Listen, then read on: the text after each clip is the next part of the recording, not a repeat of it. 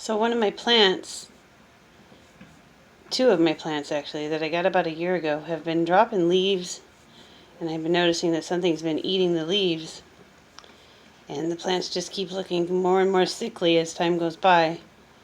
I knew it was a fungus.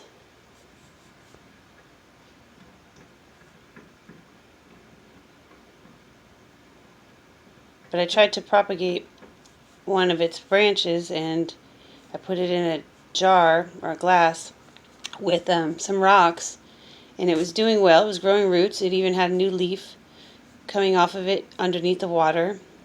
And then today I pulled it down to add water to it, and I noticed this white stuff floating on top. I said, "Oh shit, that's the fungus." So I grabbed a little bit, put it on the medicine in a medicine dropper, and then stuck it on a slide. And there they are. Sure enough. I don't know exactly what type of fungus it is, but there it be. It's fascinating, isn't it? The microscopic world. There's so much out there that we don't know or see that's